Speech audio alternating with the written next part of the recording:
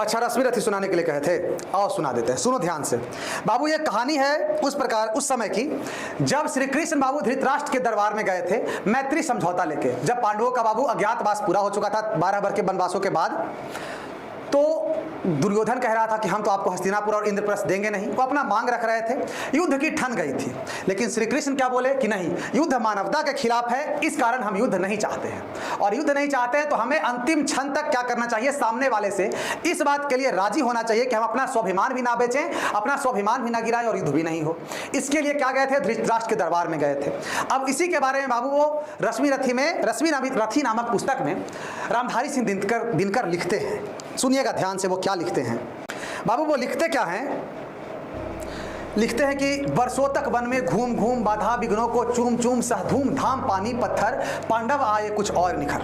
सौभाग्य न सब दिन सोता है, देखें आगे क्या होता है। मैत्री की राह बताने को, सबको सुमार्ग पे लाने को, दुर्योधन को समझाने को, भीषण विध्वंस बचाने को भगवान हस्तिनापुर आए, पांडव का संदेशा लाए। अब क्या कहते हैं भगवान, दो न्याय अगर तो आधा दो, पर इसमें भी यदि बाधा हो तो दे दो केवल 5 ग्राम, रखो सारी धरती तमाम, हम वही खुशी से खाएंगे, परिजन पर असी न उठाएंगे। दुर्योधन वह भी दे न सका, आशीष समाज के लिए न सका, उल्टे हरि को बांधने चला, जो था असाध्य साधने चला।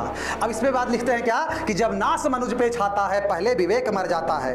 हरि ने भीषण हुंकार किया, अपना स्वरूप विस्तार किया, डगमग डगमग दिग्गज डोले, भगवान कुपित होकर बोले, जंजीर बढ़ाकर साध मुझे, हाँ दुर्योधन बांध मुझे। यह देख पवन मुझ में लय है। अब बता रहे भगवान अपने विश्व दृष्टि के बारे में कि हम कहाँ हैं, तुम खोजो हमको। वो कहते हैं, यह देख पवन मुझ में लय है, यह देख गगन मुझ में लय है, यह देख पवन मुझ में लय है, मुझमें विलीन झंकार सकल, मुझमें लय है संसार सकल। अमृतत्व फूलता है मुझमें, अमृतत्व फूलता है मुझमें, संघार झूलता है मुझमें। उदयाचल मेरा दीप्त भाल, भुज भूमंडल वक्ष स्थल विशाल, भुज परिधि बंध को घेरे हैं, मैनाक मेघ पग मेरे हैं। दीप्ते जो ग्रह नक्षत्र निखर, सब हैं मेरे मुख के अंदर। अब देखिए क्या दिखा रहे हैं भगवान, वो दिखाते हैं, दृग हो तो दृश्य अकांड देख, दृग हो मतलब देखने वाले हो, दृग हो तो दृश्य अकांड देख, मुझमें सारा ब्रह्मांड देख। सब है मेरे मुख के अंदर, दृग हो तो दृश्य अकांड देख, मुझमें सारा ब्रह्मांड देख। चराचर जीव जग क्षर अक्षर, नश्वर मनुष्य सुर जाति अमर, सतकोटि सूर्य सतकोटि चंद्र, सतकोटि मतलब कई हजार, सतकोटि सूर्य सतकोटि चंद्र, सतकोटि सरित सतकोटि मंद्र।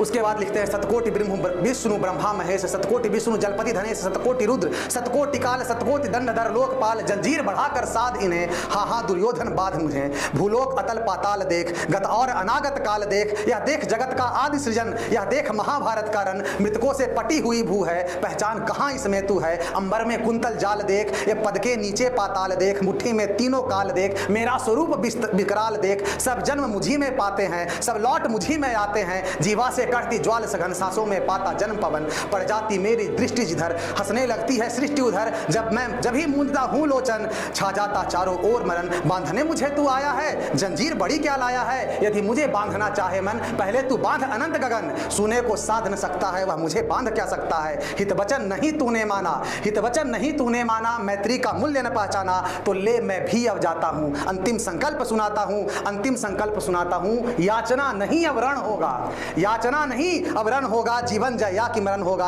टकराएंगे नक्षत्र निखर, बरसेगी भू पर बग्नि प्रहर, हंसेस नाग का डोलेगा, विकराल काल मुंह खोलेगा। दुर्योधन रण ऐसा होगा, फिर कभी नहीं वैसा होगा, भाई पर भाई टूटेंगे, विस्बान बूंद से छूटेंगे, बायस श्रृंगार सुख लूटेंगे, सौभाग्य मनुज के फूटेंगे, आखिर तू भूसाई होगा, हिंसा का परदाई होगा। थी सभासन सब लोग डरे, चुप थे या थे बेहोश खड़े, केवल 2 नर ना घाते थे, धृतराष्ट्र विदुर सुख पाते थे, दोनों पुकार थे। धृतराष्ट्र विदुर सुख पाते थे, कर जोड़ खरे प्रमुदित प्रभय, कर जोड़ खरे प्रमुदित निर्भय, दोनों पुकारते थे जय जय।